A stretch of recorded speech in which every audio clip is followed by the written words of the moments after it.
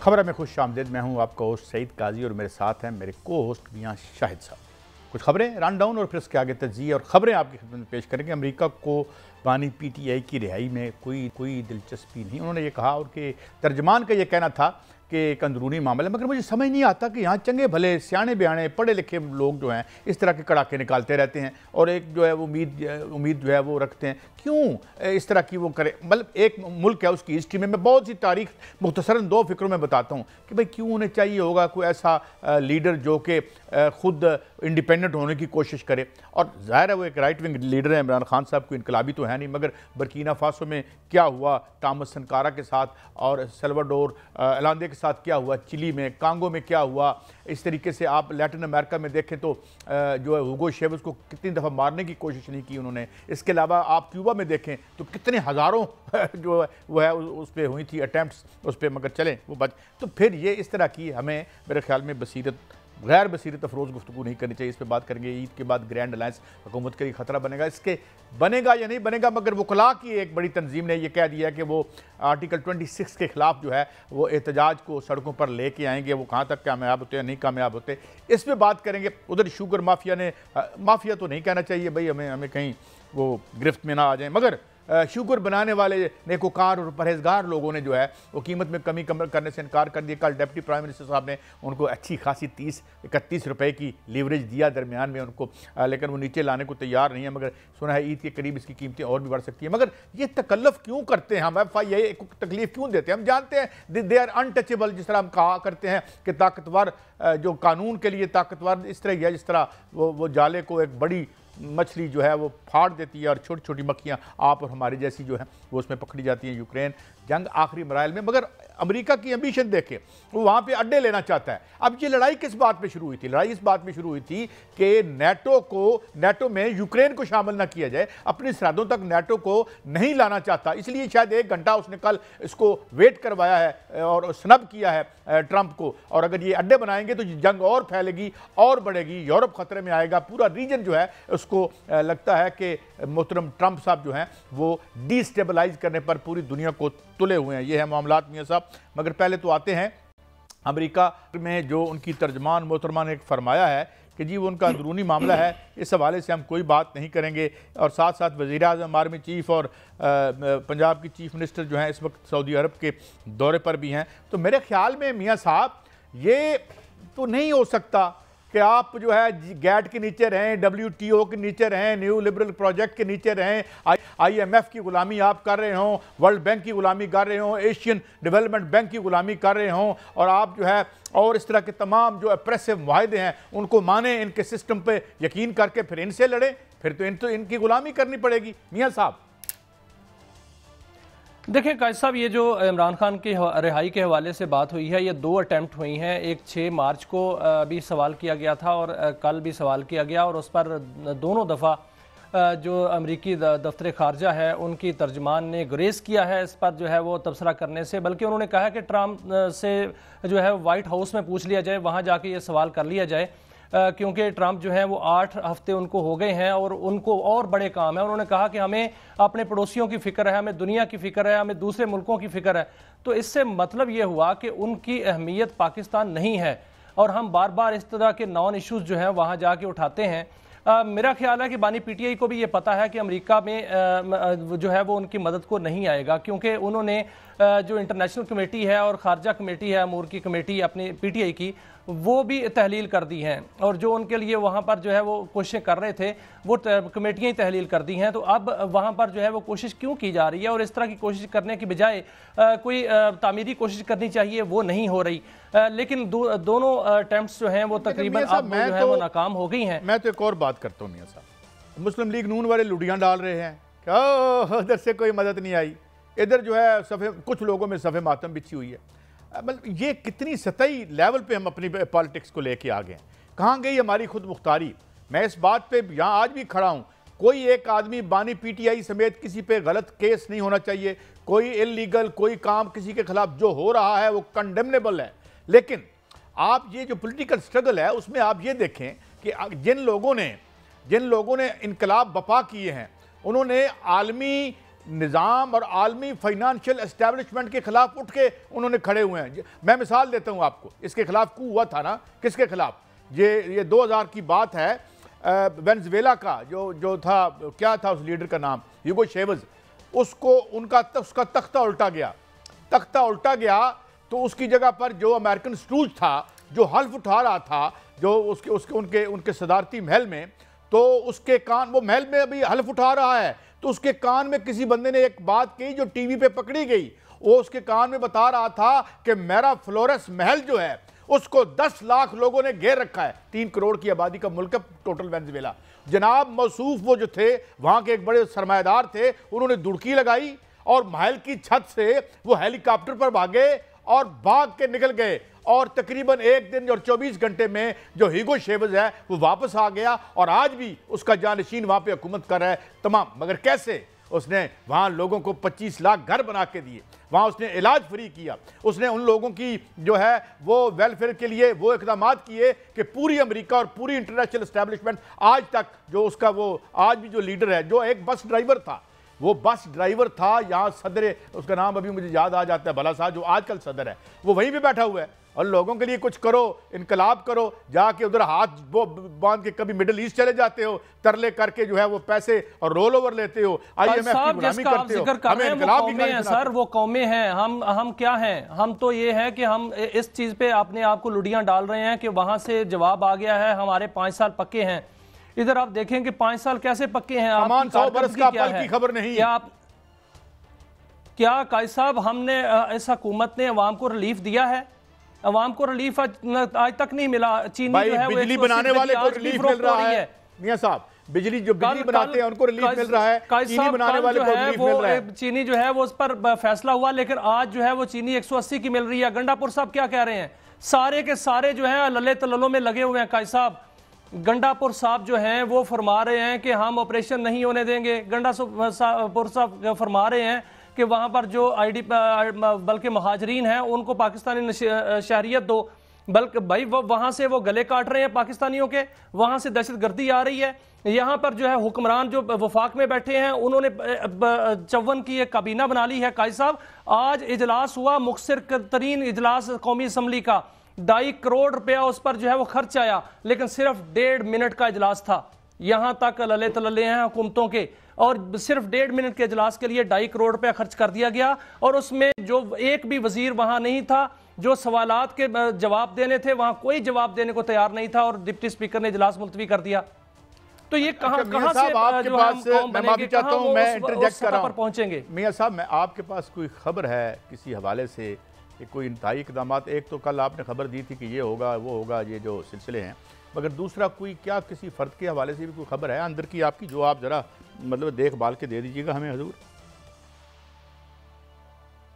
جی میاں صاحب. دیکھیں قائد صاحب کاروائیاں تو چل رہی ہیں, اور کاروائیاں جو ہیں وہ بڑی تیزی سے چل رہی ہیں, اور اس حوالے سے جو انٹیلیجنس بیسڈ کاروائیاں ہیں وہ ہو رہی ہیں دونوں طرف سے, ایک KPK میں بھی اور بلوچستان میں بھی.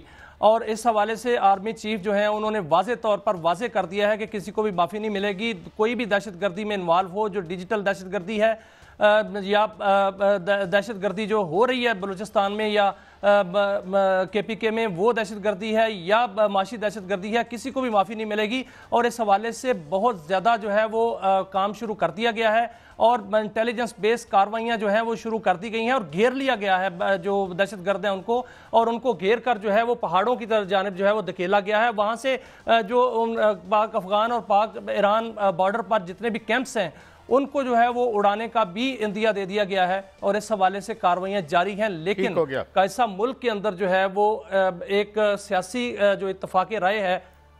لیکن میاں صاحب ایک بات جو چیف آف آرمی سٹاف نے کی, جو پارلیمنٹ میں ان کی گفتگو تھی ہماری یعنی پارلیمان سے, اس میں تو جو انہوں نے دیکھے, انہوں نے پوری طرح اس حکومت کی نااہلی پر ایک باقاعدہ چارج شیٹ کی, اور کوائٹ جسٹیفیبلی کی, کہ انہوں نے کہا کہ جو آپ کے گیپس ہیں اس میں ہمیں خون دینا پڑ رہا ہے. میرا مطلب دیکھیں نا اس ساری پاکستان دیکھیں. لیکن قائد صاحب وہاں پر ایک اور بات بھی ہوئی تھی جو ابھی تک منظر عام پر نہیں آئی, وہ آئی تھی خود احتسابی کی. انہوں نے کہا, یہ بھی کہا تھا کہ ہم نے اپنا احتساب کر لیا ہے, اور آپ نے ایک جنرل جو ہے اس کو ہم نے گرفتار کیا ہے, باقاعدہ اس پر جو ہے وہ کیس چل رہا ہے, اور اس کو سزا بھی ہو جائے گی. اور جو ہے وہ کسی کو بھی اس حوالے سے معافی نہیں ملے گی. اور جو خبریں آ رہی ہیں وہ یہ آ رہی ہیں کہ جنرل فیض کے حوالے سے بہت جلد جو ہے وہ فیصلہ سامنے آنے کو ہے, اور اس حوالے سے جو وہاں پر ان کے جو بیانات ہیں وہاں سے ثابت ہو چکا ہے کہ وہ تمام تر وہ انوالومنٹ میں اور منصوبہ بندی میں شامل تھے جس نے ملک میں عدم استحکام پیدا کیا ہے, اور 9 مئی کے واقعات میں بھی وہ ملوث تھے اور اس کی منصوبہ بندی میں بھی ان کے ہاتھ تھا, اور مختلف جو ملک کے اندر احتجاج ہوئے اور مختلف قسم کی جو کارروائیاں ہوئی تھیں پارٹیوں کی جانب سے, اس میں بھی وہ منصوبہ بندی میں انوالو تھے, اور ہو سکتا ہے کہ یہ انوالومنٹ جو ہے وہ بانی پی ٹی آئی کی جانب سے بھی نکلے اور ان کو بھی جو ہے شامل تفتیش کر لیا جائے. بانی پی ٹی آئی تو دیکھیں نا, وہ حکومت نے ایک فیصلہ کر رکھا ہے, جو انہوں نے کیسز کیے ہیں اس میں جو جتنی ان میں تھی ہم نے دیکھ لیا کس قسم کے کیسز کیے گئے, کس انداز سے سزائیں, وہ اپنی جگہ پہ ہیں, کوئی پریپریشن نہیں تھی ان کی, بس یہ تھا کہ بس انہیں اندر ہی رکھنا ہے. یہ تو میاں صاحب یہ تو تاریخ اس پہ اپنا ورڈکٹ دے گی.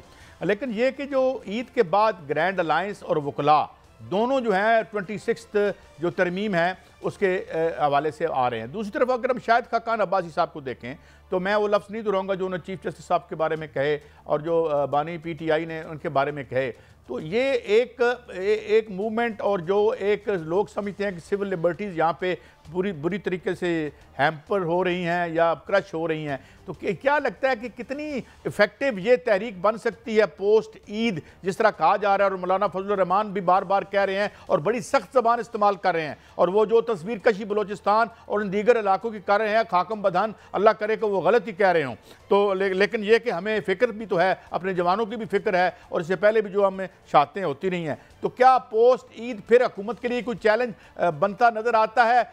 وکلاء جمع پی ٹی آئی جمع مولانا فضل الرحمان یہ اگر آتے ہیں باہر تو قائد صاحب مجھے کچھ سیاسی اتحاد اتنا بڑا نظر نہیں آ رہا, کیونکہ جو پی ٹی آئی کی صورتحال ہے وہ تو یہ ہے کہ 50 سے زائد ایم این ایز جو ہیں وہ کسی نہ کسی حوالے سے لنکڈ ہیں حکومت کے ساتھ, اور ان کی بات چیت جو ہے وہ ہر وقت چل رہی ہوتی ہے, اور حکومت کے ساتھ بھی اور دیگر اداروں کے ساتھ بھی ان کا تعلق ہے اور بات چیت ان کے ساتھ چل رہی ہے. کچھ سیاسی اتحاد بڑا نظر نہیں آ رہا. کل جو ایک افطار ہوا تھا تو اس میں مولانا فضل الرحمان کو دوبارہ دعوت دی گئی تھی اور کہا گیا تھا کہ وہ اتحاد میں شامل ہوں, تو وہاں پر جو کامران مرتضیٰ ہیں جے یو آئی فے کے, انہوں نے ہنستے ہوئے کہکا لگاتے ہوئے کہا کہ ہم کیوں آئیں, آپ جس طرح نون نے دھوکہ دیا ہے اس طرح آپ بھی دے دیں گے, تو ہمیں آپ پر اعتماد نہیں ہے. اور پھر مولانا نے کہا کہ مجلس عاملہ کا اجلاس بلایا جائے گا اور اس میں فیصلہ کیا جائے گا. جب ان سے محمود خان اچکزئی نے یہ پوچھا مبینہ طور پر کہ مولانا آپ پارلیمانی سیکیورٹی پارٹی میں کیوں گئے تھے کمیٹی میں, انہوں نے کہا کہ آپ سے آپ نے کسی نے مشاورت نہیں کی. تو یہ تو دیکھیں بریک کی طرف میں نے جانا ہے, میں یہی مختصر کرتا ہوں سر, میں یہی مختصر کرتا ہوں کہ یہ تو حال ہے سیاسی اتحاد کا, لیکن جو وکلاء اتحاد ہے وہ ضرور عید کے بعد جو ہے وہ ایک تحریک شروع کر رہا ہے. میں اس لیے کہہ رہا تھا میاں صاحب بریک سے واپس آئیں گے تو بات کریں گے کہ شوگر اور مافیا اور مہنگائی, یوکرین کی جنگ اور پوری دنیا میں جو ایک ادھم مچا ہوا ہے جب سے مسٹر ٹرمپ آئے ہیں, یہ کس طرف معاملات کو لے کے جا رہے ہیں اور دنیا پوری طریقے سے ڈی اسٹیبلائز ہو رہی ہے, اس کے کیا نتیجے نکل سکتے ہیں بریک کے بعد.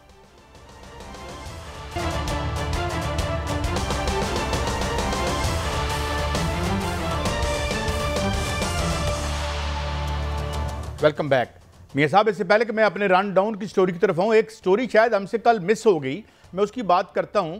ایک اور جو بہت بڑا انقلابی اقدام ہوا ہے, کل سنا ہے ملینیم ڈیولپمنٹ گولز ہوں یا پی ایس ڈی پی کہہ لیں, کو 312 ارب روپیہ جو پارلیمنٹیرین کے ذریعے خرچ ہوگا. اور آپ جانتے ہیں کہ ماشاءاللہ ایک انتہائی شفاف ٹھیکیداری نظام ہے, وہ تو ویسے بارشیں ہمیں آ کے تنگ کرتی ہیں, ورنہ تو پھر یہ ایک بہت بڑا انقلابی قدم ہوا. 312 ارب روپیہ ہم نے جو ہے ان کو دے دیا. اس پہ آپ نے مجھے کوئی بریف نہیں کیا اپنے ناظرین کو کہ ایک بڑی انقلابی تبدیلی آ رہی ہے.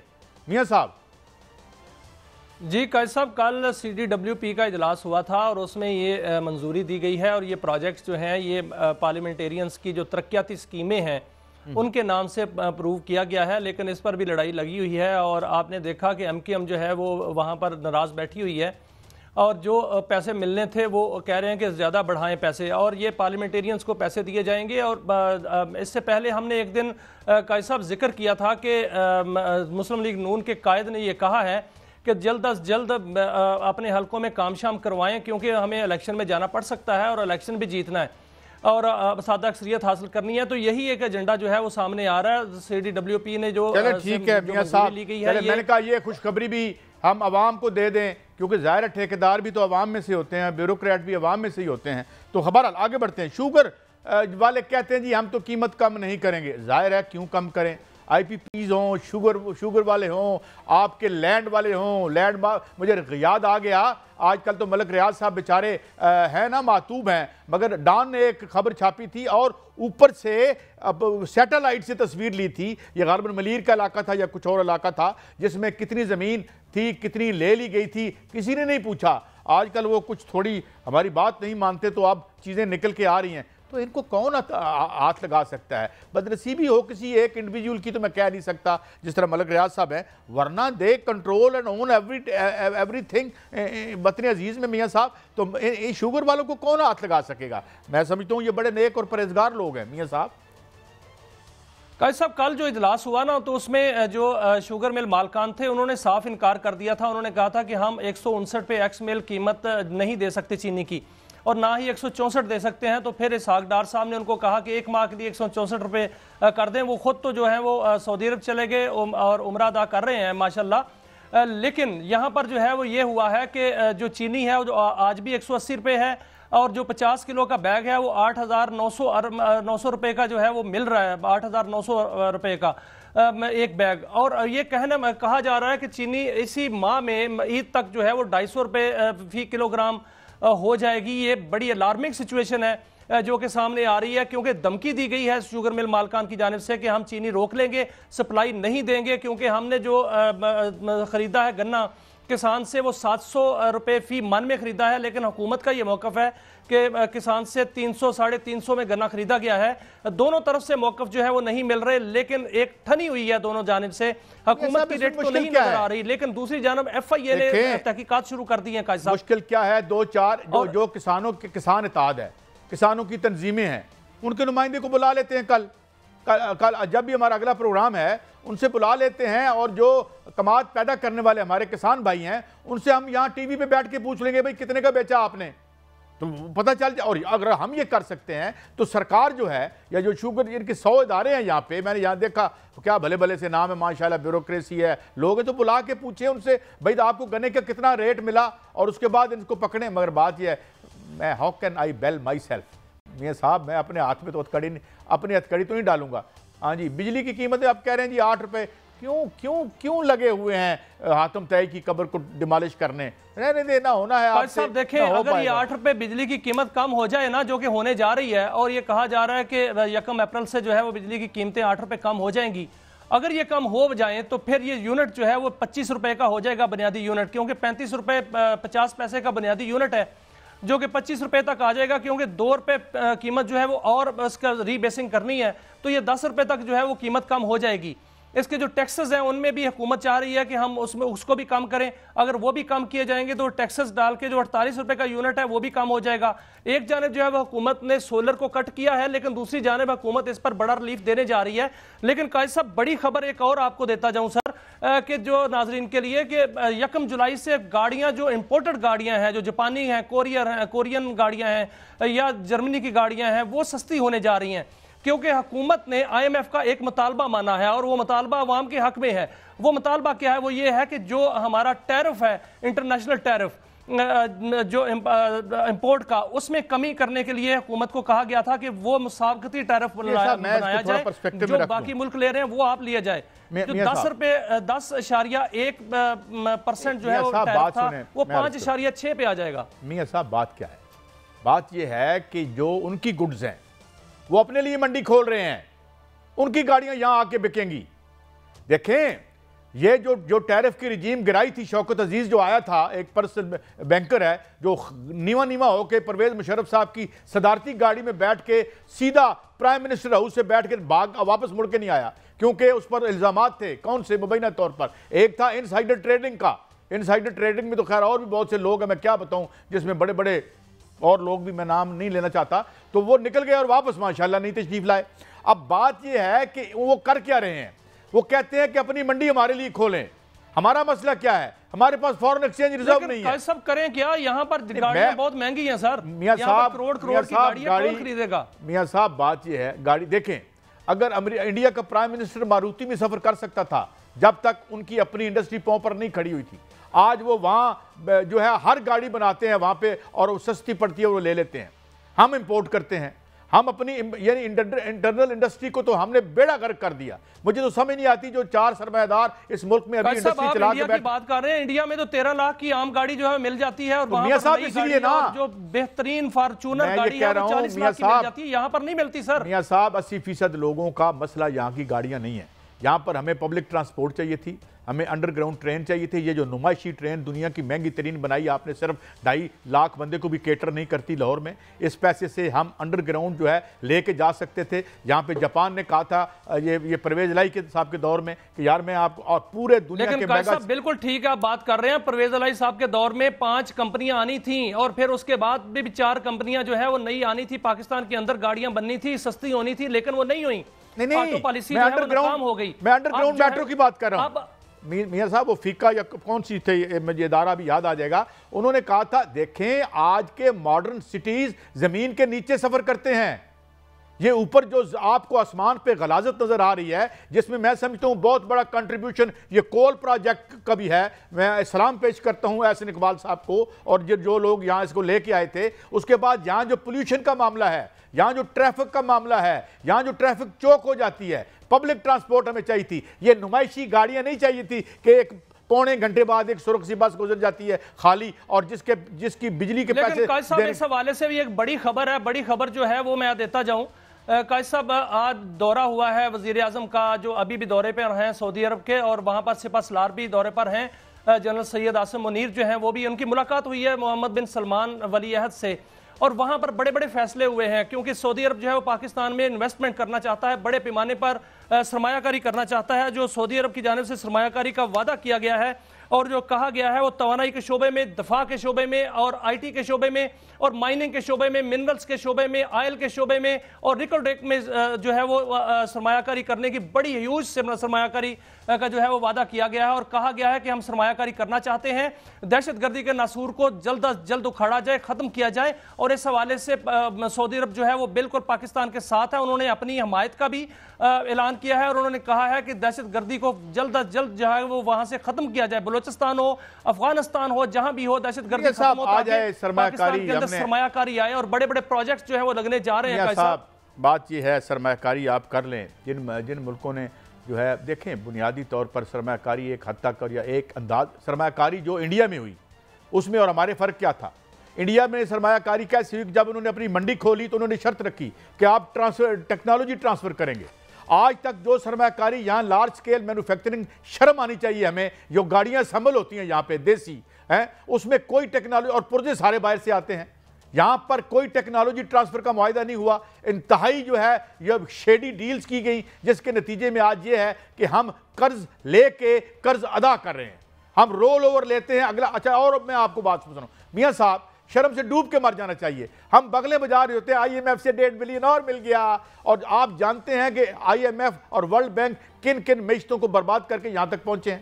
آپ کوئی ایک ملک ایسا دنیا کا نہیں ہے جو آئی ایم ایف اور ورلڈ بینک کے پروگرام کے تحت ایک انڈسٹریل جائنٹ لیکن قائد صاحب شاید آئی ایم ایف سے ہماری جان چھوٹ جائے قائد صاحب، کیونکہ آئی ایم ایف کا پروگرام تو 37 ماہ کا ہے، لیکن جو سعودی عرب کی جانب سے سرمایہ کاری آ رہی ہے وہ بہت بڑی سرمایہ کاری ہے. $10 ارب کی تو ایک آئل ریفائنری لگنی ہے سٹی میں، اور اس کے علاوہ $1 ارب جو ہے وہ ریکارڈک میں سرمایہ کاری ہونی ہے. زراعت میں سرمایہ کاری ہو رہی ہے، کم از کم $20 سے $30 ارب کی سرمایہ کاری پاکستان میں آنی ہے. تو امداد سے تو ہم نکل جائیں گے نا، تو ہم تجارت میں آ جائیں گے. سر موڈ آف انویسٹمنٹ ہوتا ہے. آپ نے کیسی ڈیلز کی ہیں، جس طرح آپ نے ریکوڈک کی ڈیل کی، بعد میں اسے بھونڈے طریقے سے آپ نے انڈو کرنے کی کوشش کی، پھر آپ کو انٹرنیشنل کورٹس میں جا کے جو ہے کیس لڑنا پڑا. بات یہ ہے کہ آپ اپنے ملک کے مفاد میں معاہدے کرنے کی بجائے جب اب آپ مجھے بتائیں یہ آئی پی پیز کے معاہدے سرمایہ کاری آئی تھی نا، سرمایہ کاری کی تھی نا جب ہیزل اولیری آئی تھی جو سیکٹری انرجی سیکٹری تھی، اس نے آ کے یہاں اعلان کیا تھا دی ڈیلز آف دی سینچری. یہ جو آئی پی پیز کے 93 میں معاہدے ہوئے اور 2016 میں جو انہوں نے کیے بیڑے غرق کر دی. سیکھ لیا گیا ہے کیونکہ ایس آئی ایف سی جو ہے وہ اسی لیے بنائی گئی ہے کہ ان سبق سیکھا گیا ہے تاکہ جو سرمایہ کاری آئے وہ اگر ہم نے اور اس ملک کے عوام نے جو سبق سیکھا ہے کرپشن کے ہو. میاں صاحب جو ہم نے اس عوام نے جو سبق سیکھا ہے بڑی اچھی بات ہے، مگر بات یہ ہے کہ میں یہ سمجھتا ہوں کوئی اور لوگ ہوں گے، کوئی اور جنم ہوگا جب یہاں پہ یہ روایت پیدا ہو کہ ہمارے اس ملک کے 24 کروڑ لوگوں کے مفاد میں ہم معاہدے کر پائیں۔ آج تک تو نہیں ہوا، امید ہے کل پرسوں ہو جائیں گے جیسے میاں صاحب کہہ رہے ہیں۔ ایک بریک کے بعد حاضر ہوتے ہیں، یوکرین کی بات کرتے ہیں۔ ایک نئی جنگ، کیا یورپ کو نئی جنگ میں جا رہا ہے؟ کیونکہ پیوٹن تو برداشت نہیں کرے گا امریکی اڈے یوکرین میں، اور یہ جنگ مزید کیا یورپ تک پھیلے گی؟ ایک بریک کے بعد۔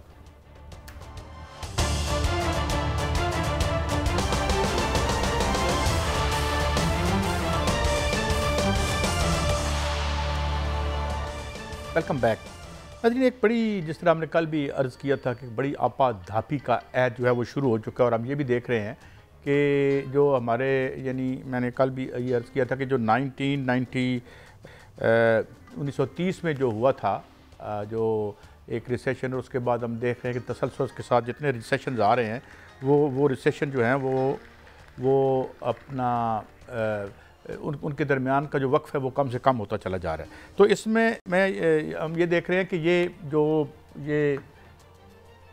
جو اپنا یوکرین کے حوالے سے اپنے منصوبے بتا رہا ہے اس وقت ٹرمپ، اور وہ ایک طریقے سے چاہ رہا ہے کہ اس کی بہت سارے اثاثے جو ہیں اس کے حوالے ہو جائیں، اور یہ یعنی وہی پوزیشن ہے جو بائیڈن کی پوزیشن تھی۔ بائیڈن جو ہے اس نے ٹریپ کیا تھا یوکرین کو اور کہا تھا کہ ہم تمہیں نیٹو کا ممبر بنا دیں گے۔ اب حالت یہ ہے کہ نیٹو کے دیگر جو انتہائی طاقتور ملک امریکہ کے باہر جرمنی ہے یا فرانس ہے، ان کو وہ اس میں سے نکال رہا ہے، مگر پرسنلی وہ وہاں پہ اب کوشش کر رہا ہے کہ وہاں کے اثاثے اس کے پاس آ جائیں۔ پہلے اس نے ایکسپینسو ارتھ کی بات کی، اور اب اگر وہ اپنی چھونیاں وہاں بناتا ہے تو یہ جنگ تو آگے اور بڑھے گی، اور یہ جنگ تو یورپ تک چلی جائے گی، اور اگر یہ جنگ ہوتی ہے تو اس سے پہلے بہت بڑا ریفیوجی کرائسس وہاں پیدا ہو چکا ہے۔ ارد گرد کے علاقوں میں بہت سے یوکرین بہت تو کام آگے بیچارے معصوم یوکرین کے لوگ تھے، زیلنسکی کی پالیسیوں کی نظر ہو گئے، اور پیوٹن کی جو ہے وہ بموں کی نظر ہو گئے، اور امریکہ جس طریقے سے انہیں ٹریپ کر کے اپنے تئیں بلیڈ کروانے کی کوشش کر رہا تھا پیوٹن کو یا رشیا کو، وہ بھی کچھ نہ ہوا۔ تو اب کہ یہ دوبارہ کیا کرنا چاہتے ہیں؟ تو میرے خیال میں میاں صاحب مجھے نہیں لگتا کہ the world is in very safe hands, particularly یہ جو آئی ہے نئی سینچری، اس سینچری میں ہم نے دیکھا ہے کہ ہر گزرتے سال کے ساتھ ایک جو لالچ، آپا دھاپی، قبضے کی نفسیات اور معاشی بحران، اور جو ہے وہ پیسے کی جو ہے مداخلت سیاست میں، اور پھر یہ آگے بڑھتی چلی جا رہی ہے، اور کوئی سینر یا کوئی ویژنری لیڈرشپ ہمیں دنیا میں نظر نہیں آتی۔ میں نے بڑا عرصہ پہلے ایک آرٹیکل پڑھا تھا، where have all the giants gone, where have all, یعنی وہ جو بڑے ایک زمانے میں ان دیئر اون رائٹس بڑے ویژنری لیڈر اسٹیٹسمین تھے، اب اسٹیٹسمین کی بجائے مسک آ گیا ہے بھائی، اور یہ ٹرمپ صاحب آ گئے ہیں، پراپرٹی ڈیلر ہیں موصوف۔ تو یہ کہاں تک یہ دنیا محفوظ نظر آتی ہے آپ کو پراپرٹی ڈیلروں کے ہاتھ میں؟ میاں صاحب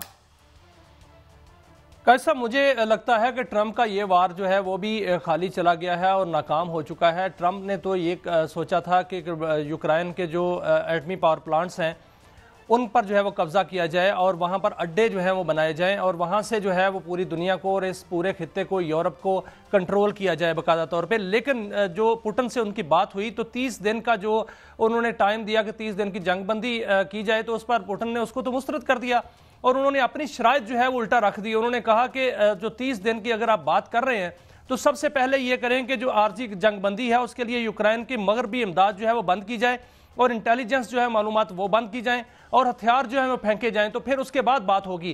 دوسرا، انہوں نے انکار کر دیا ہے کہ امریکہ جو ہے وہ یہاں پر آ کر کسی بھی ایٹمی پاور پلانٹس کو جو ہے وہ نہیں چلائے گا، نہ بیٹھے گا، نہ امریکہ کی موجودگی جو ہے وہ یوکرین میں ہوگی، بلکہ جو زیلنسکی ہیں انہوں نے بھی یورپ سے رجوع کر لیا ہے، وہ بھی یورپ چلے گئے ہیں، اور انہوں نے بھی وہاں پر جو ہے امداد کے لیے ہاتھ پھیلا دیے ہیں، اور یورپ کے اندر ایک اجلاس جو ہے وہ شروع ہو گیا ہے کہ جس میں یہ باتیں ہونا شروع ہو گئی ہیں کہ یوکرین میں اگر فوج جائے گی تو یورپین جائے گی امن فوج، وہاں پر امریکہ نہیں آ سکتا۔ اس لیے روس کی جانب سے بھی اور یورپین کی جانب سے بھی جو یوکرین میں امریکہ کی موجودگی کو مسترد کیا گیا ہے۔ مجھے لگتا ہے کہ یہاں پر بھی امریکہ کو جو ہے وہ ناکامی کا منہ دیکھنا پڑے گا۔ میں ایک اور بات بتاؤں، دیکھیں ہمارے یہاں آرٹیکل 25A ہے جس پر کبھی عمل نہیں ہوا۔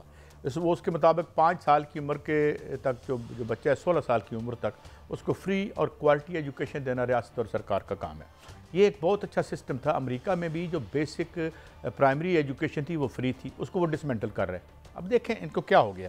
یعنی میں آپ کو ایک بات بتاؤں میاں صاحب دنیا میں جو سب سے بہترین انویسٹمنٹ ہوتی ہے نا وہ ڈائریکٹ فارن انویسٹمنٹ نہیں ہوتی، اس انویسٹمنٹ کو کہتے ہیں انویسٹمنٹ ان ہیومن کیپٹل۔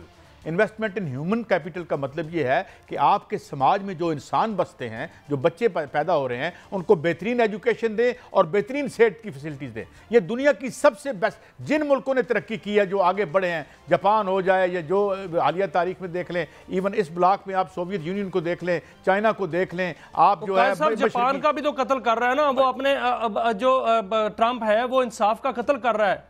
قائد صاحب وہاں پر جو جج ہیں ان کو نکالنے کے درپے ہوا ہے، ساری ایجوکیشن انہوں نے بند کر دی ہے، جو سرکاری ایجوکیشن ہے وہ یو ایس ایڈ کے جو پروجیکٹس ہیں وہ بھی بند کر دیے، لوگ وہاں سے نکالے جا رہے ہیں، ادھر سے ان کے ہاتھ حوثی باغی نہیں آ رہے، حوثی باغی جو ہیں وہ تابڑ توڑ حملے کر رہے ہیں، اور چاروں طرف سے اگر ٹرمپ جو ہے وہ اپنی پالیسیاں ناکام پالیسیاں جو دنیا پر تھوپ رہا ہے تو دوسری جانب سے بھی حملے ہو رہے ہیں۔ میں آپ کو ایک بہت بڑے حملے کی تفصیل بتا دوں اور میں آپ کو آج پرسپیکٹو دے رہا ہوں، میں اس طرح نہیں بتاؤں گا کہ ٹرمپ آ گیا تو وہ فلاں بندے کو رہا کرا دے گا۔ I'll give you a very serious perspective on this۔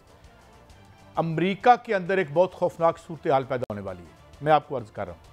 اس وقت جو ورکنگ کلاس نے امریکہ کو ووٹ دیا تھا اس شبے اور شک میں کہ یہ ہماری تقدیر بدلے گا، وہ تو اب ان سے رہی صحیح چیزیں بھی چھین رہا ہے، میڈیکیڈ کو ختم کرنے کی بات کر رہا ہے، وہ جو سوشل سیکیورٹی کے پیسے ہیں، جو ان لوگوں کے پیسے ہیں جنہوں نے ساری زندگی کما کے ڈالے ہیں، ان کو ختم کر رہا ہے، ایجوکیشن کو ختم کر رہا ہے۔ تو مجھے ایک بہت بڑی تحریک امریکہ میں اس کے خلاف چلتی نظر آتی ہے، مگر اس میں خطرہ کیا ہے؟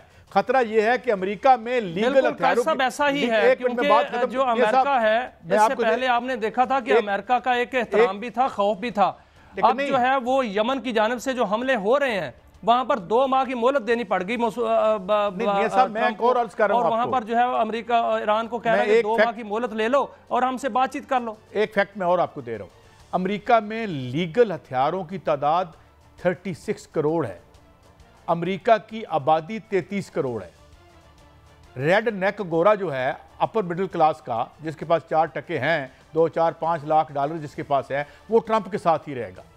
جو بلو کالر ورکر ہے جس نے en masse en bloc vote دیا تھا اس کو، وہ اس سے دور جا رہا ہے۔ تو امریکن سماج ایک خوفناک طریقے سے ایک طرف اوپر اسٹیبلشمنٹ کی لڑائی ہے، ایک نیچے لڑائی شروع ہو رہی ہے۔ اب اس نے جو ہے وہ یہ دیکھیں 14,000 جو ایمیزون کی جو نوکریاں ختم ہو رہی ہیں، ہزاروں کی تعداد میں، تقریباً پینٹاگان میں سے یہ کوئی 5 لاکھ بندے نکال رہا ہے۔ اس کے بعد یعنی اتنی بے روزگاری میں یہ اضافہ کر رہا ہے، اور دوسری طرف انفلیشن میں اضافہ ہو رہا ہے، چیزوں کی قیمتوں میں اضافہ ہو رہا ہے۔ تو امریکن سماج کو یہ ایک بہت بڑے کرائسس کی طرف دھکیل رہا ہے، اور if he continues with these policies، یہی بات ہے کہ امریکہ میں بہت بڑی تحریکیں دیکھیں گے۔ معاشی گرداب میں پھنس چکا ہے، وہ معاشی منحوس چکر میں پھنس چکا ہے، کیونکہ چائنا نے اس کا بڑا فائدہ اٹھایا ہے، جو اس نے ٹیرف لگایا تھا، اور جس طرح وہ لوگوں کو بے روزگار کر رہا ہے، ادھر سے چائنا نے اپنی مارکیٹ کھول دی ہے، اپنے چین کے دروازے کھول دیے ہیں، انہوں نے پوری دنیا کو دعوت دے دی ہے، اور پوری دنیا کی بڑی بڑی کمپنیوں کو انہوں نے کہہ دیا ہے کہ چین کی معیشت ان کے لیے کھلی ہے، وہ یہاں پر آگے فیکٹریاں لگائیں، یہاں کمپنیاں بنائیں، یہاں پر ان کو جو ٹیرف میں جو ہے وہ چھوٹ ملے گی، یہاں پر جو کسٹم ڈیوٹیز ہے اس میں چھوٹ ملے گی، اور یہاں پر جو ان کی سرمایہ کا تحفظ ہے وہ بھی کیا جائے گا۔ نہ صرف چین نے یہ کیا بلکہ چائنیز جو اپنے عوام ہیں ان کے لیے انہوں نے بڑے بڑے پروجیکٹ اور بڑے بڑے پیکجز جو ہیں وہ اناؤنس کر دیے ہیں، اور یہ کہا ہے چائنیز عوام کو کہ وہ کام کریں، ہفتے میں 3 دن چھٹیاں لیں اور عظیم تر چین کو بنائیں۔ انہوں نے کینیڈا کو بھی دعوت دے دی ہے، میکسیکو کو دعوت دے دی ہے، یورپی یونین کو دعوت دے دی ہے۔ Sir China is a enigma wrapped in mystery. دیکھیں وہاں پہ ون کنٹری 2 سسٹم ہے۔ وہاں پہ اگر آپ شنگھائی میں جائیں تو شنگھائی میں ایک دریا ہے، دریا کے اس طرف جو ہے وہ اسٹیبلشمنٹ ہے کمیونسٹ پارٹی کی بیٹھی ہوئی ہے، دریا کی دوسری طرف بڑے بڑے اسکائی اسکریپرز ہیں جہاں بڑے بڑے سیٹ اور بڑے بڑے سرمایہ دار بیٹھے ہوئے ہیں۔ وہاں بھی ایک کھیل جاری ہے، اور اس میں ابھی آپ $41 بلین کا پیکج دیا ہے شی جن پنگ نے، کیونکہ وہاں ڈیفلیشن ہو گئی ہے۔ ڈیفلیشن سے مراد کیا کہ چیزوں کی قیمتیں گرنی شروع ہو گئی ہیں۔ قیمتیں کیوں گر رہی ہیں؟ کہ لوگ جو ہے اپنی آمدنیاں خرچ نہیں کر رہے۔ تو وہ ایک کرائسس 1 سسٹم 2 کنٹری کا جو کھیل ہے نا، China's communist party is trying to control and arrange the chaos, because market economy کی اپنی لاجک ہے، اور جو کمانڈ اکانومی اس کی اپنی لاجک ہے۔ یہ کھیل بھی ہم دیکھتے رہیں گے۔ ابھی وہ ٹھیک ہے، ابھی وہ چل رہے ہیں، امریکہ بہادر سے بہتر ہے، مگر وہ that also needs to be watched seriously and carefully, اس بھی ہم بات کریں گے۔ مگر ادھر جو امریکہ بہادر ہے، مشرق وسطیٰ کی صورتحال دیکھی جائے تو وہ بڑی اس وقت جو ہے نا کشیدہ ہوئی ہے۔ حوثی باغیوں کے جو حملے ہیں وہ اتنے تابڑ توڑ ہیں کہ وہاں پر کل نتانیاہو جو ہے وہ بڑی مشکل سے بچا ہے، بال بال بچا ہے. انہوں نے ایئرپورٹ پر حملے کیے اور امریکی جو بحری بیڑا ہے اس پر بھی حملے کر رہے ہیں. انہوں نے بڑے میزائل تباہ کر دیے ہیں، بڑے طیارے تباہ کر دیے ہیں. ان کے جو حوثی ہیں وہ ان کے کنٹرول میں نہیں آ رہے. اور مشرق وسطیٰ میں مجھے لگ رہا ہے کہ وہاں پر جو اسرائیل ہے اور امریکہ ہے اور اس کا ناطقہ جو ہے وہ حوثی اور اچھا میاں صاحب ایک اور بڑی خبر آج رہ نہ جائے. ترکی کے جو بڑے شہر کے ایک میئر ہیں ان کو گرفتار کر لیا گیا. وہ ایک اگلے الیکشن میں اردوان جو ہیں، اردوان ایک کنٹروورشل شخصیت یقیناً ہے اپنے ہاں، ہم دیکھتے حالانکہ بڑے تھن میجارٹی سے وہ جیتی تھے پچھلی دفعہ، اور لیکن انہوں نے ایک جو فوجی بغاوت ہے اس کو بڑی پاپولیرٹی سے کچلا بھی تھا اپنی جگہ پہ، یہ درست ہے. لیکن ان کے جو مخالفین ہیں وہ چونکہ بکھرے ہوئے ہیں، پھیلے ہوئے ہیں، تو چنانچہ یہ ایک right wing, extreme right wing position لے کے یہ ایک عرصے سے وہاں پہ اقتدار میں ہیں. اور انہوں نے خاصا وہاں پہ ہیومن رائٹس کے بھی بڑے معاملات کی بات ہوتی رہتی ہے، مگر اب وہاں پہ کچھ ہنگامے بھی شروع ہونے میں آپ کو بتاؤں، the whole world is stepping into a very volatile period. میاں صاحب یہ جو ایک نئے عہد میں ہم نے قدم رکھا ہے، بڑی تیزی سے جو ہے وہ سچویشن بدل رہی ہے. مگر ہمارے پروگرام کا وقت ختم ہو چکا. اس ہفتے کا پروگرام یہ آخری ہفتے پھر حاضر ہوں گے اور ایک انتہائی دلچسپ دنیا میں ہم قدم رکھ رہے ہیں. دیکھیں one age is dying and another is not being born، جیسے ایک بڑے آدمی نے کہا تھا. اسی کے ساتھ اجازت، اگلے ہفتے پھر ملیں گے. اللہ حافظ.